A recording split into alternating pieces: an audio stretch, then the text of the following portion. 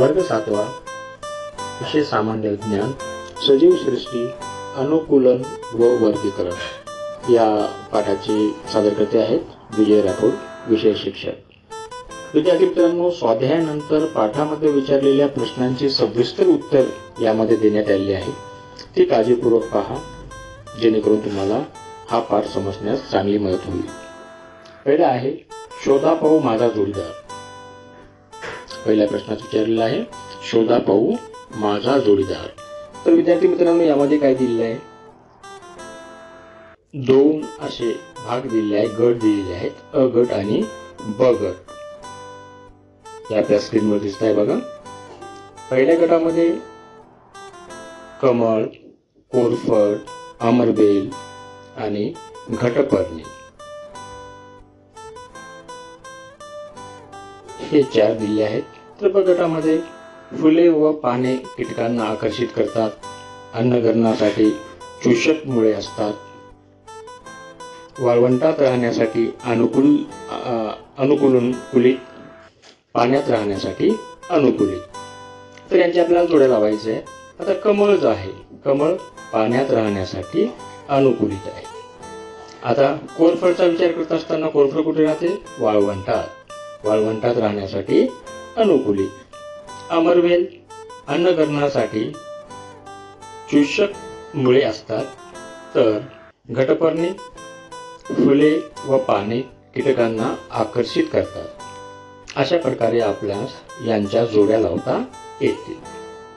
त्यानंतर 2 परिचित वाचा व खाली दिलेल्या प्रश्नांची उत्तरे तुमच्या शब्दात लिहा। तर आपल्याला परिचित वाचायचे आणि त्यावरचे उत्तर शोधायचे।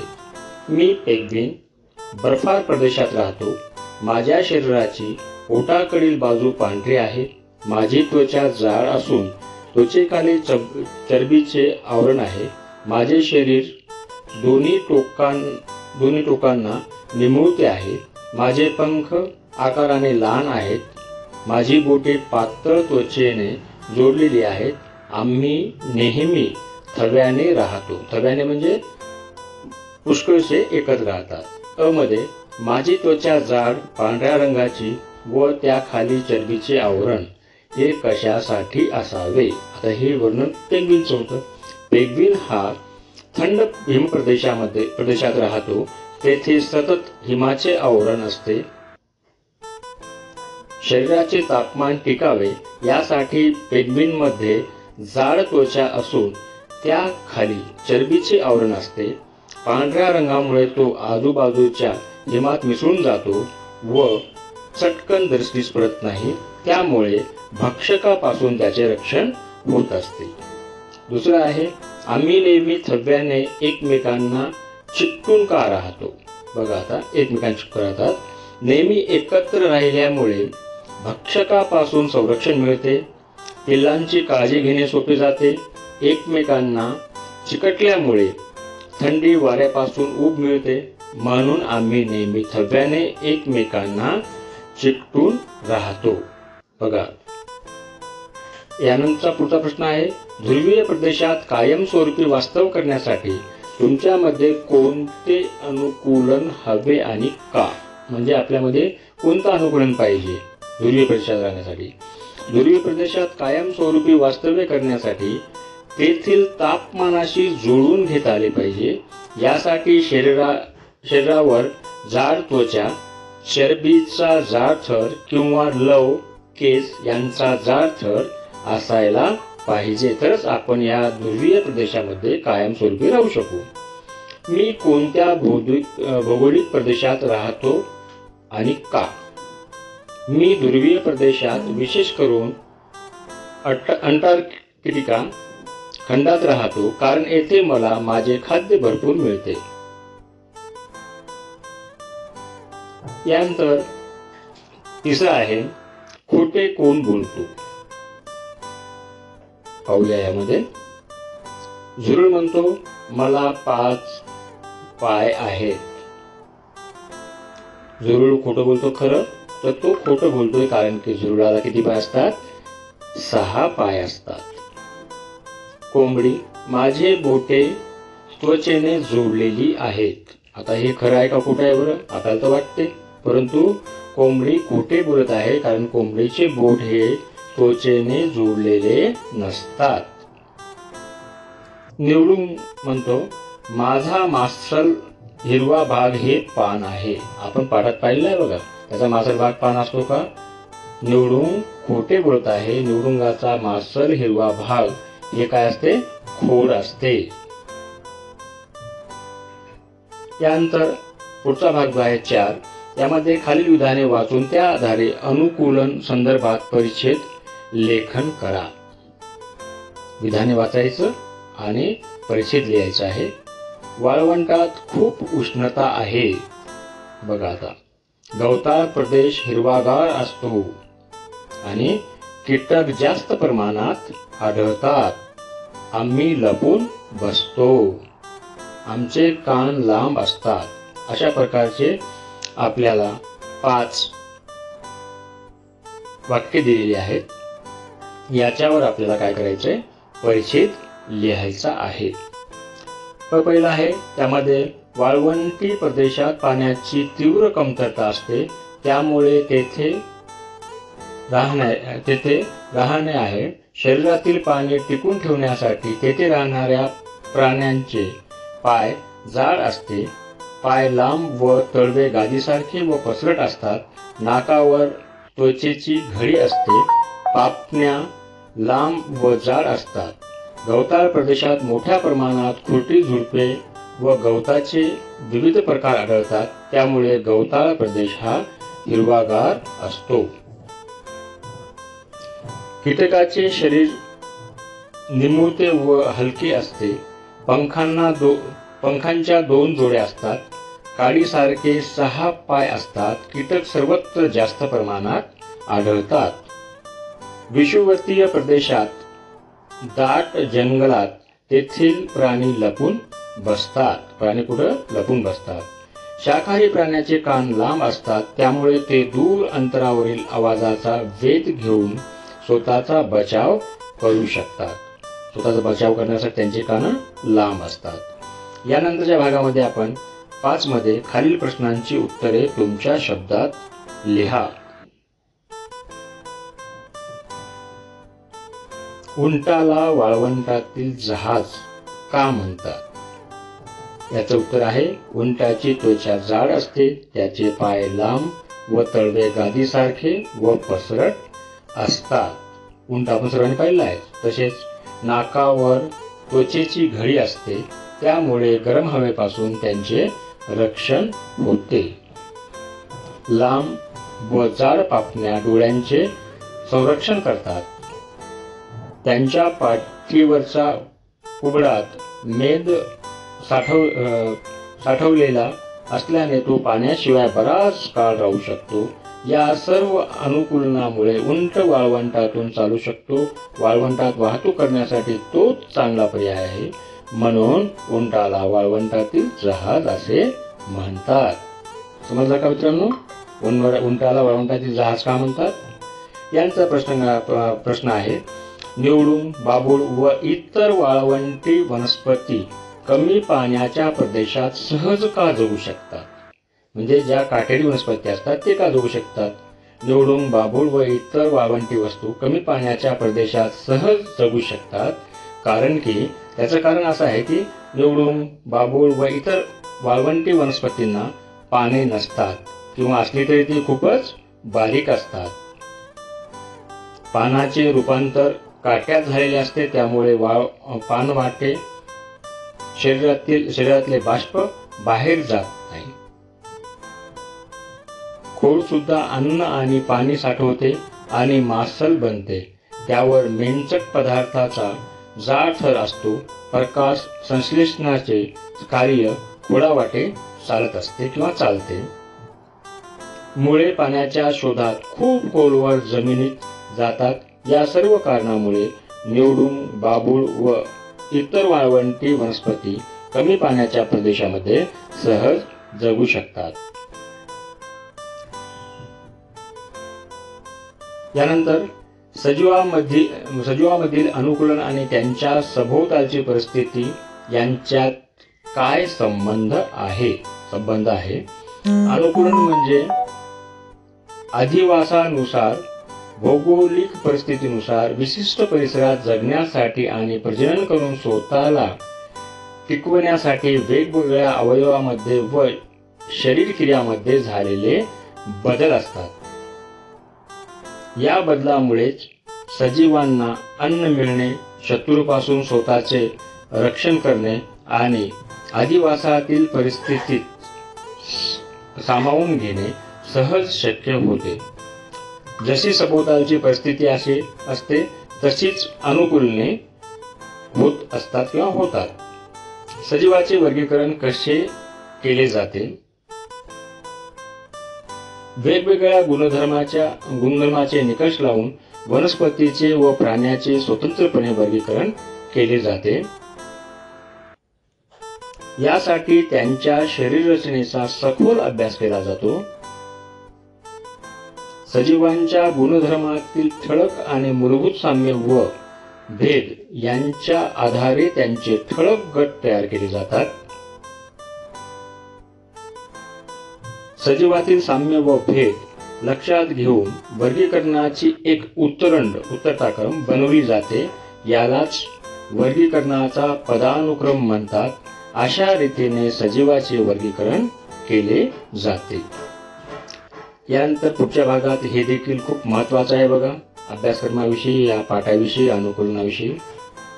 तो पाहूया. प्रश्न क्रमांक 1 वर जे प्रश्न आहेत त्याविषयीची माहिती घेऊ. सजीवांमधील विविधता कोणकोणत्या बाबीमुळे लक्षात येते? सर्वांना माहित आहे, सजीवांमधील विविधता त्यांच्या आकारावरून, प्रकारावरून, रंगावरून आणि निरनिराळ्या शरीर रचनावरून आपल्या लक्षात येत असते किंवा येते.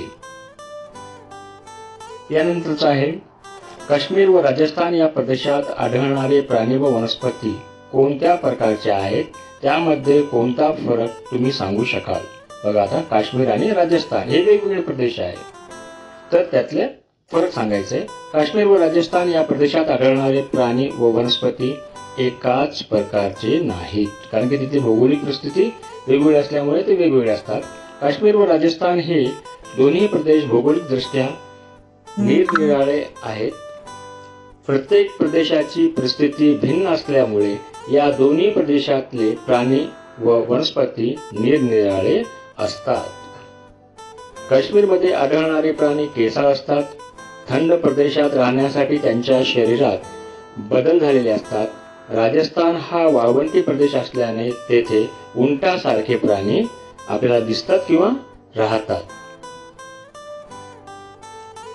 बर्फाळ आणि थंड प्रदेशात वनस्पती आणि वाळवंटी भागातील वनस्पती यांच्या शरीर रचनेत तेथील परिस्थितीप्रमाणे बदल झालेले आढळून येतात किंवा आपल्याला दिसून येतात. बर्फाळ प्रदेश किंवा थंड प्रदेशात आणि उष्ण प्रदेशातले.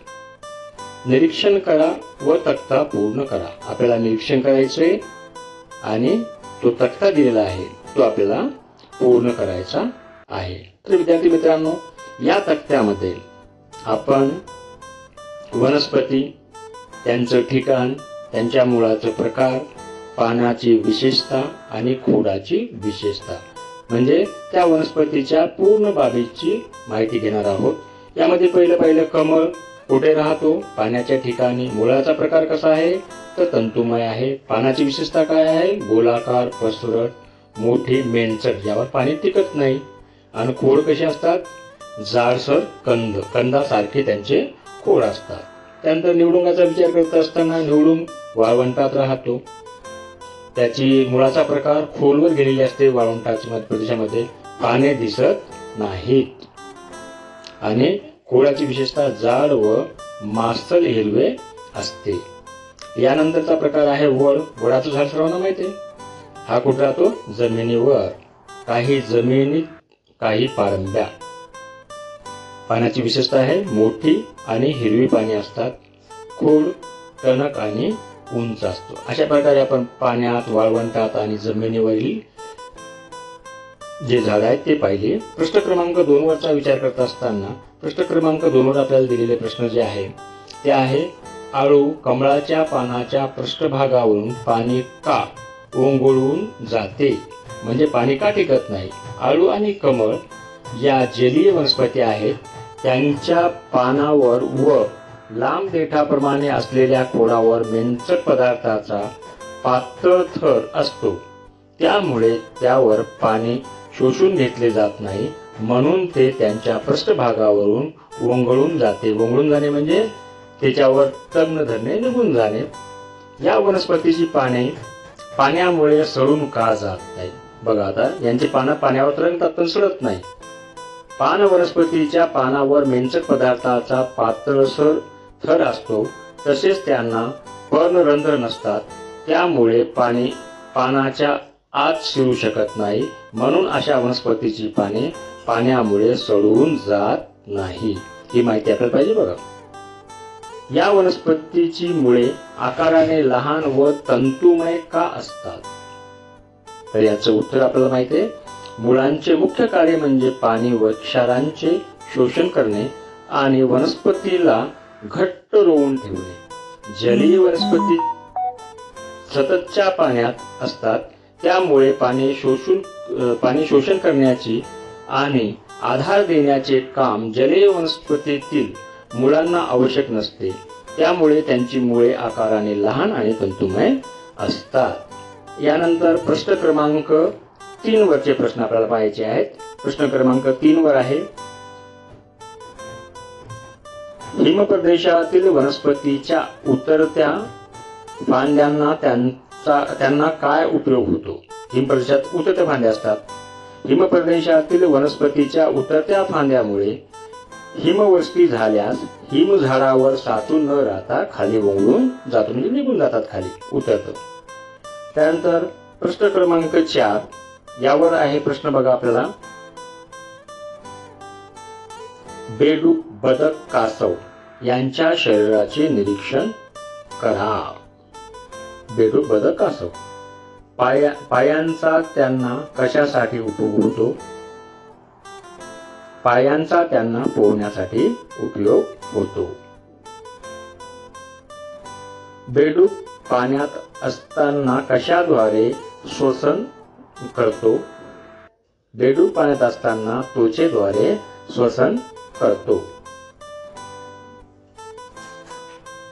बेडकाच्या मागच्या लांब पायाचा कशासाठी उपयोग होतो. मागचे लांब पाय असतात त्याचे. बेडकाच्या मागच्या लांब पायाचा उपयोग त्याला जमिनीवर उंच उडी मारण्यासाठी व पाण्यात पोहण्यासाठी होतो. बदक पाण्यात असताना ओले का होत नाही. बदक आपण किती वेळेस पाहतो बघा, पाण्यात डुबकी मारतो, वर येतो, पण तो ओला होत नाही. कारण बदकाच्या पंखावर आणि पिसावर तेलकट थर असल्याने त्यावरून पाणी ओघळून जाते, म्हणून बदक पाण्यात असताना ओले होत नाही. त्यानंतर प्रश्न क्रमांक 6 यावर काही आपल्याला प्रश्न आहेत बघा, ते पाहू. त्यामधला प्रश्न आहे बघा, रस्त्यावरून धावणारी वाहने व अवकाशात उडणारी विमाने यांच्या रचनेतील मुख्य फरक कोणता. हे खालून धावतात आणि ते वरून धावतात, तर याचा फरक कोणता आहे. रस्त्यावरून धावणाऱ्या वाहनांना चाके असतात, तर अवकाशात उडणाऱ्या विमानांना पंख आणि चाके दोन्ही असतात. चाके कशासाठी, जेव्हा खाली उतरतात तेव्हा, आणि पंख वर उडाल्यानंतर. अशा प्रकारे त्यांचा उपयोग होतो. प्रश्न क्रमांक 7 वरचे प्रश्न बघूया. यामध्ये आपल्याला विचारलेलं आहे बघा, निरीक्षणाच्या आधारे खालील तक्ता पूर्ण करा. आपल्याला एक तक्ता दिलेला आहे आणि तो तक्ता आपल्याला निरीक्षण करून पूर्ण करायचा आहे. तर तो तक्ता पाहूया बघा. तक्ता दिसतोय तुमच्या स्क्रीनवर बघा. थोडंसं झालेले अनुकूलन, प्राणी आणि अनुकूलनाचा उपयोग, ह्या 3 बाबी आपल्याला बघायचंय. तीक्ष्ण सुळे म्हणजे तीक्ष्ण दात असतात, हे कोणाला असतात, सिंह, वाघ. कशासाठी असतात, त्याचा उपयोग काय होतो, मांस फाडून खाण्यासाठी. टोकदार लांब चोच, आता कोणत्या प्राण्याला, पक्ष्याला असते, खंड्या, करकोचा यांना असते बघा. त्याचा उपयोग काय आहे, पाण्यातील भक्ष्य पकडण्यासाठी. वर उभा टाकून दुरूनच ते चोंच मारून पाण्यातील भक्ष्य माशा वगैरे असतात ते काढतात. आकुड चोच कोणाला असते? चिमणीला त्याचा उपयोग काय होतो? दाणे टिपण्यासाठी.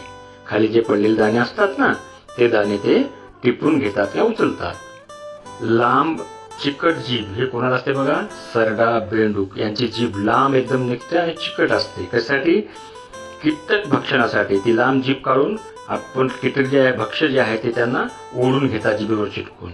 लांब मान. आता लांब मान कोणाची असते?